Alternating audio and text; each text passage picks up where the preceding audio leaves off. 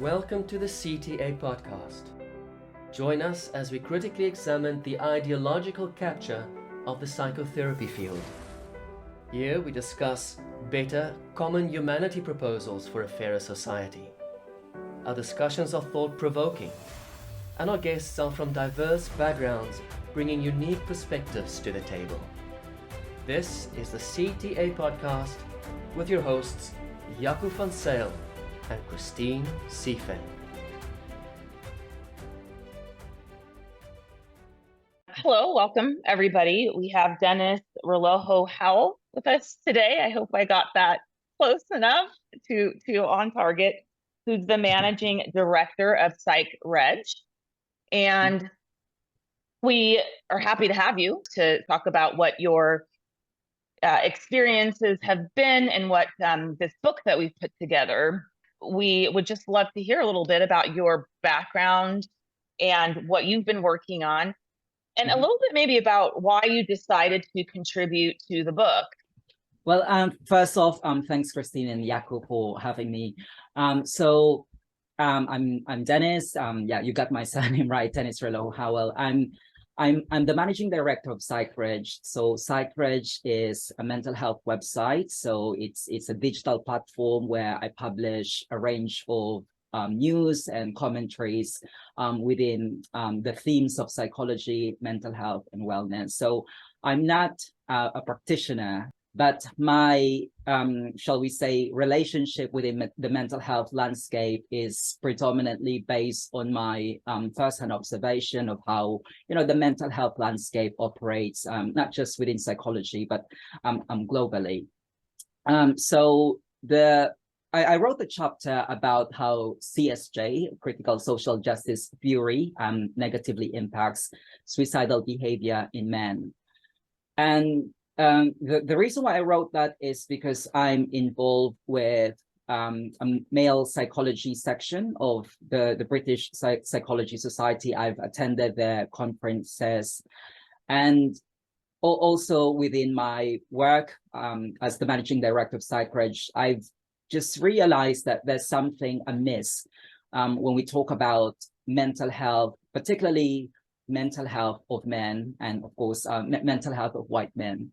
That we seem to be demonizing them without realizing that it actually impacts their mental health, and as a result, it actually exacerbates the suicidality of this demographic. Just to give you a bit of background, there's already a lot of research relating to suicide. There's been a research about suicide with women and suicide with men. And it has been established in the literature that actually men has been impacted by suicide more than women. But what we don't realize is that there's actually a specific demographic that has been impacted by suicide, and that is white men, specifically those within the age of 40 to 50. For anyone who's listening to this, I did not make up this statistics. This is all available online. And that actually sparked my interest. Why is it a particular demographic, white men, are impacted by suicide? Could it be that critical social justice theory is actually making this situation even worse? I'm only offering perhaps another aspect of how we should look male psychology. And the reason that I'm thinking that there might be a connection between critical social justice theory and men's mental health is that, when you go on social media, it's always, the white men are the evil, that they could be the one perpetrating abuse. And if you always see a particular demographic that way, it could have an impact on their mental health. And so that's the main premise of my chapter. So I've gathered a lot of evidence on why it is harmful on men's mental health. And also I talk about, the role of society, the role of men in society, how it has changed over the years. And as a result of that, it has also impacted men's mental health. So, and of course, I finish my my chapter with what we should be offering men as a way of support. So yeah, that's the thesis of the chapter. So this is a hypothesis you're putting forward, and I think you're cautious enough to appreciate that there might be a multitude of factors acting onto the mental well-being of men. And I like what you said. Some of the tenets of critical social justice might contribute, might exacerbate what we're seeing in the deterioration of the general well-being of men, mental health wise. You said that you did some research and you have some statistics. Do you have those statistics at hand, Dennis? And maybe you can just share some of that statistics with us. In 2019, the Samaritans, which is a mental health charity here in the UK, they published the 2019 suicide statistics report. And what they found out is that men aged 45 to 49 have the highest rates of suicide in the UK. And that trend, you can actually see that globally. There's a 2015 report from A World in Data, which shows that suicide is more prevalent in men than in women, and that is across all countries. Yes. And in developed countries, suicide mortality has been estimated to be two to three times higher in young males than females. When we say suicide mortality, that's when actually dying of suicide actually happen, as opposed to just having suicidal ideation, thinking about suicide. And then the interesting thing here, and I've alluded to this earlier, says 75% of suicides are of men under 50, and the suicide rate is highest among middle-aged white men. And that accounts for 70% of all suicides in 2017. And that data, I got that from America, but I would imagine it would be the same for other Western countries. But the interesting thing here is, despite this evidence, there is a noticeable lack of discussion focusing on the male perspective. There's a lot of research about suicide, but we seem to be not talking about male suicide. What is it that why is it that men tend to take their life? And there has been a lot of research that shows that if you actually stigmatize a certain demographic, if they feel that they are isolated, that could be a factor in them, dying of suicide. And so what should we be doing about this, and how does critical social justice theory relates to this? I have a research interest about resilience, and resilience is intimately intertwined with suicide, because research has shown that if you actually boost the levels of resilience in young people, regardless of gender, it actually diminishes the chance of them dying suicide. And that idea of resilience is actually against the tenet of critical social justice theory, because I could actually capitalize on a lot of tenet of critical social justice theory. I could use my race card, I could use my sexuality, I could say that I grew up in a country, I'm from the Philippines. It has been colonized 4 times, so I could use all of that card. I grew up in the Philippines. But I realized that critical social justice theory actually removes agency and removes the ability of people to be resilient. And I think that is damaging, not just to young people, but to a particular demographic, because you're telling them, I'm talking about, minoritized, as they call it, minoritized population. It is damaging to mental health of a certain demographic. So what I'm proposing in my chapter is that we need to teach people, especially men, that they have to be resilient. And we can't teach people to be resilient if we're always teaching them about critical social justice theory. And that's actually what I'm telling in my chapter, that critical social justice theory, it may sound well-intentioned, but if you examine its tenet, it actually doing more harm than good. What part of the tenets of critical social justice, I mean, it's this huge umbrella, but what kind of parts of that are the most I guess, damaging, okay, to the population, the group of men that you're talking about. When did you kind of start putting this hypothesis together? We have an absence of there's a lack of discussion when it comes to the mental health of white men, because we're always focusing a discussion about the mental health of people of color and mental health of women. And I was just thinking that if we are really to address mental health in a holistic way, we should not be isolating people based on their background. I acknowledge that identity is important, but if we have to isolate people on the basis that one is dominant and one is disenfranchised, I think it's very damaging when it comes to mental health. That actually formed the basis of my hypothesis. And I'm saying in relation to suicidal behavior, CSJ has a rather unique way of viewing it. It highlights the complex interaction between individual and group experiences, but it accentuates the rising rates of disproportionate concentration of suicide within specific population. And they trying to link it with social, political, and economic inequalities. And I think that's one of the aspect of CSJ, the inequalities. And it's not necessarily it's not. I'm not saying that it's wrong, but we have to take a step back if we want to really address suicidal behavior. I think part of the critical social justice message, because they divide the world into camps of guilty, culpable oppressors on the one hand, and innocent, victimized, oppressed classes on the other.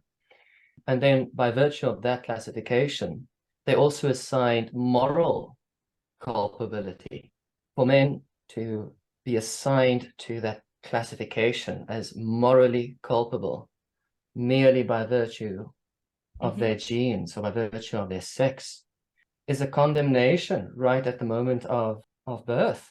Yeah, this is that there is, we have immutable characteristics. It's not their fault that they're actually born white and men. So if you just keep on saying that, you're born white and you're straight men, you're actually perpetuating white supremacy. And you can't expect that if you have a society or if you have a theory that operates that way, you can't expect that it will not have impact on the mental health. And so I think we have to look CSJ holistically. How does it impact a particular demographic because of its message? It might be, you might be helping a particular demographic, but what about another demographic? Is essentially that's what I'm saying. This generation has opened a lot of conversation when it comes to mental health, but essentially it has become a double-edged sword, because right now we're quite open when talking about mental health. For instance, we have Prince Harry, he talks about his mental health and he's a white straight man. But as a result of that, we're also saying that maybe the problem is with these men, because, they can openly talk about their mental health, but why is it that they're not engaging with mental health professional, you see? And so on my chapter, I also suggest that another thing that, aside from resilience, another thing that we could help men to address their suicidal behavior is to widen the scope of mental health services that we could offer to men. Maybe because they're not engaging with, talking therapies. There are some excellent mental health campaigners that I've come across with. For instance, there's one that encourages men to talk about their mental health on a barber shop. And there's also some mental health campaigners who encourage men to talk about mental health through boxing, through sports. Oh, wow. Yeah, I I think had never heard of this before, yeah. actually. This is very new to me. Mm. I want to actually too, this resilience component is especially kind of interesting to me because it's become a catch-all kind of word that we throw out there about, I don't know, many things. And I want to just kind of hear what your thoughts are about what that means. I mean, I've kind of always thought that there's a difference between survivor or surviving and thriving.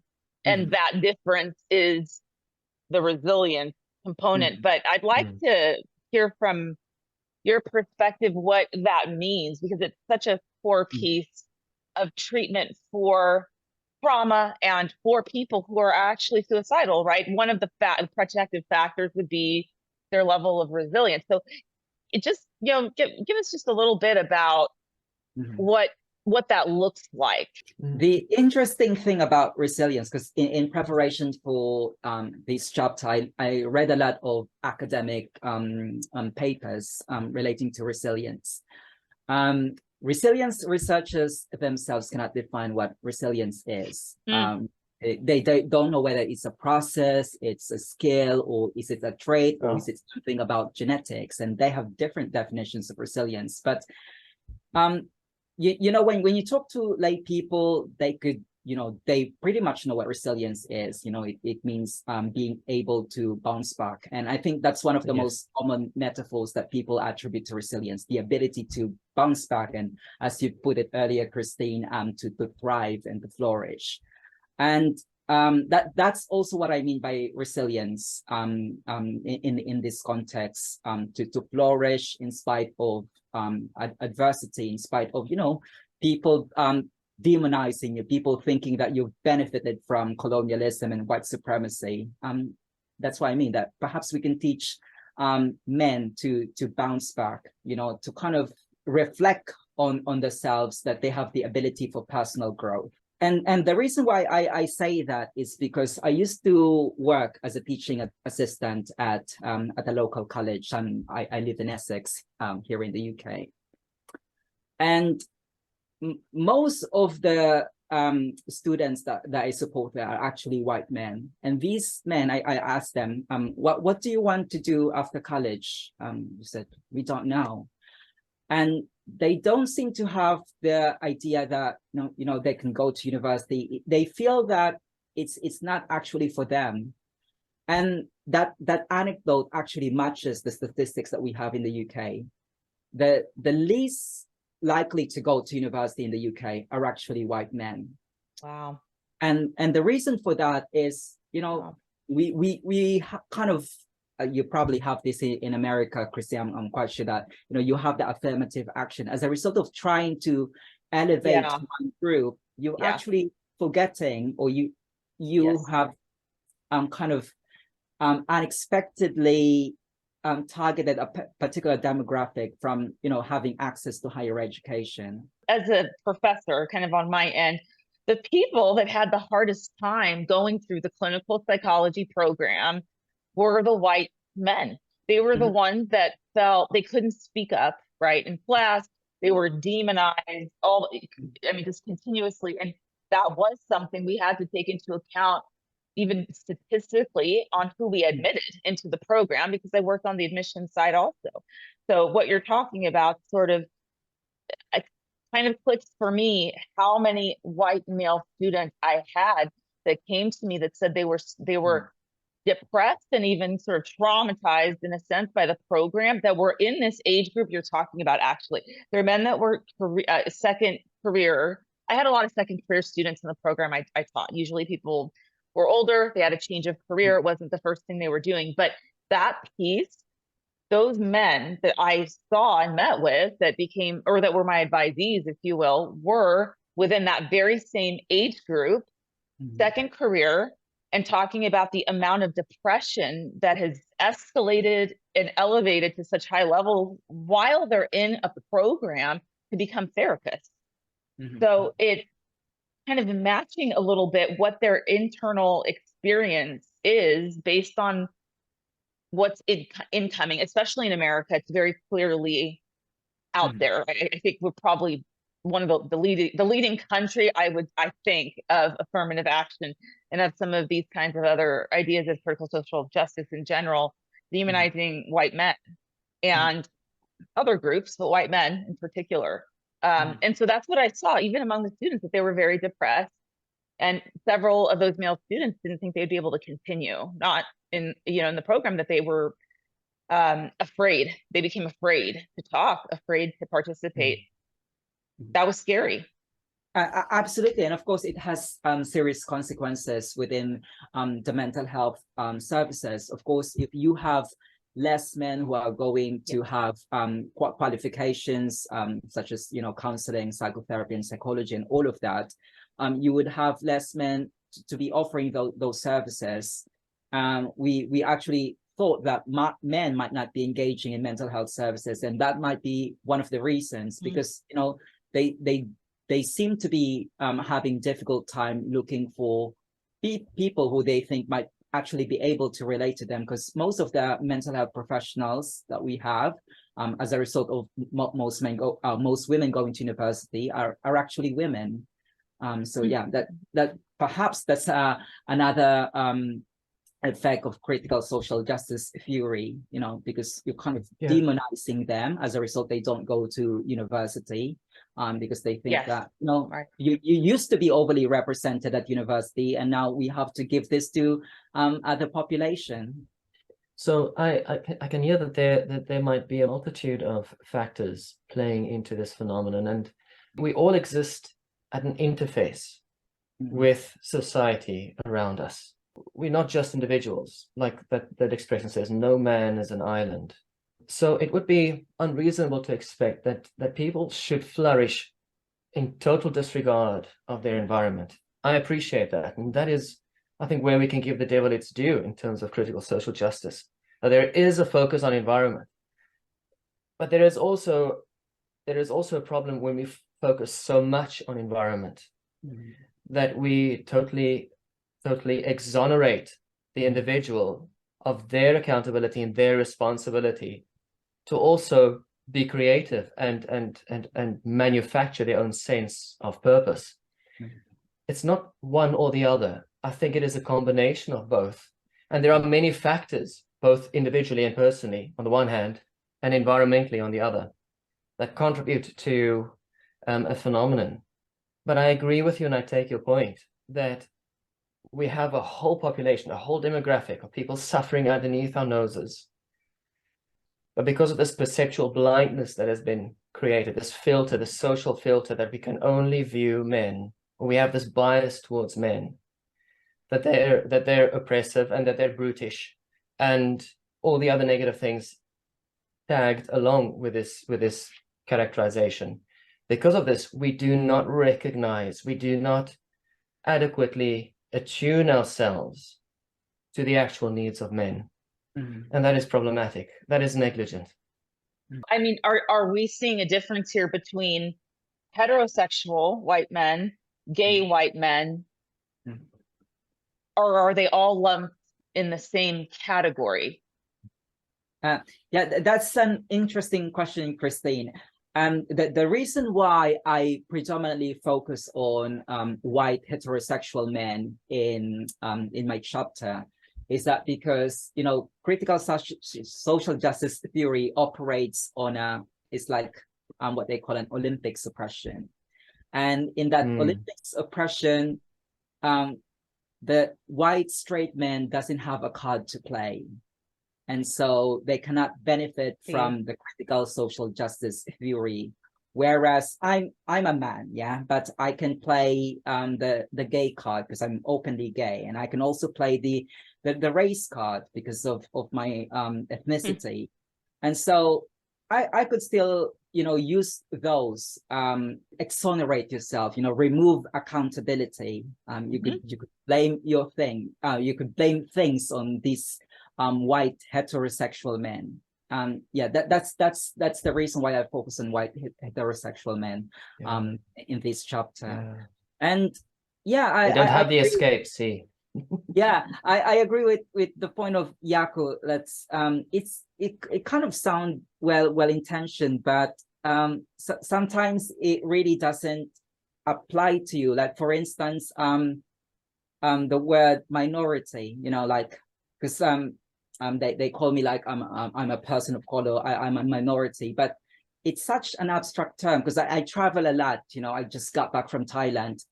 When I was in Thailand, I was not a person of color. I was not a minority. And, I look like everyone else there. And so if my identity, could just be removed because I took a 15-hour flight, I don't think it's relevant. That's a good point. Jaco knows exactly what I think of the term people of color, POC, right? That's what they call us, POC, POC. And it's just absolutely a 15-hour flight for me too to go over to the Middle East. Yeah. I'm no longer a POC, right? So exactly, yeah. So yeah. And just looking at us on the screen here, who's actually participating in this discussion, we all have a card to play. We can I can play 2 cards. You might be able to play 2 cards. Maybe you play 1 card, but we've all got that card, right? A card. And so that's absolutely true, right? That's that intersectionality piece. How badly, are you disenfranchised and marginalized with additional, I'm a woman on top of it all, right? So it's just fascinating to kind of hear it put in that way, 15-hour flight and you're no longer a POC. The interesting thing about that, this terminology seems to be, present in social justice discourses, is that you can only find them in Western countries. When I go back to Philippines, I can't use the term person of color. People would like, that sounds weird. We're all people of color here. We're all, and so I was thinking that this is really, this is a kind of theory that really has an impact, has a societal impact.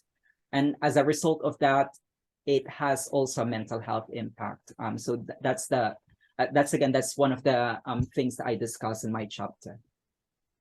And in terms of your self-concept, Dennis, there in Britain, do you consider yourself a minority? Do you feel oppressed? Do you feel marginalized? Do you feel that access to certain privileges have been denied you because of your sexual orientation, because of your skin color, ethnicity, things like that? Well, because I live right next to East London, and if you're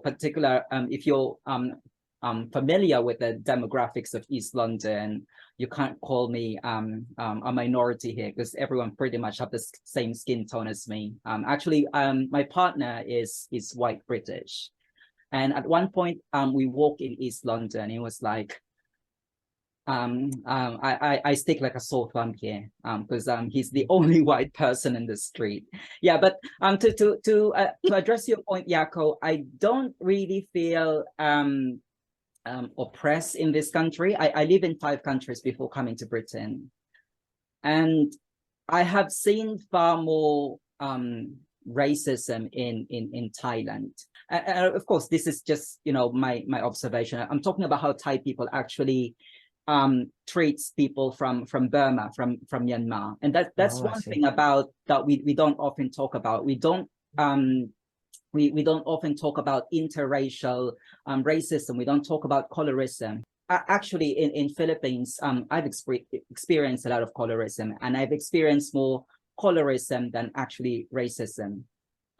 We also don't talk about class. We don't talk about class. I grew up in what you would call a ghetto in the Philippines, and when I open my mouth, the way I talk, straight away people from the Philippines know my class, and I've seen more of that as a barrier rather than actually the color of my skin. And I'm not trying to discount the experiences of other people, but if something doesn't go your way, that's the last thing that you should blame it on.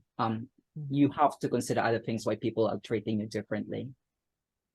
So we see that our societies are way more complex than what critical social justice posits. Absolutely. Absolutely. Such a non-nuanced doctrine misses these complexities. There's a built-in blindness, and it's a very strongly biased blindness towards certain nuances, and a lot of reality actually gets ignored when we don't allow for nuance and complexity. Absolutely. So I really appreciate that contribution from your side, and I think Christine and myself, we can concur and affirm that. And I can also speak for myself, you know, living in South Africa and also living here in Ireland, you know, to the, you know, the extent to which one's sexuality features in social interactions are way smaller, way less than this theory would posit, and I think many people can attest to that. Dennis, we're so we're very grateful, first of all, that you could come on today and just talk to us a little bit about what you've been working on and what your chapter is about. There are so many pieces in there that are absolutely fascinating that we, of course, would never be able to cover in the short time that we have with you. So it's an interesting read. It's an eye-opening read. And we're just thrilled that you're able to kind of give us a bit of your perspective and thoughts that you had as you were putting this together. Really important information. So thank you so much for thank you, Dennis, sharing with us today. Yeah, thanks for having me on. And really, this is an exciting book project. So I'm glad to be part of it. Thank you. Thank you so much. We appreciate that.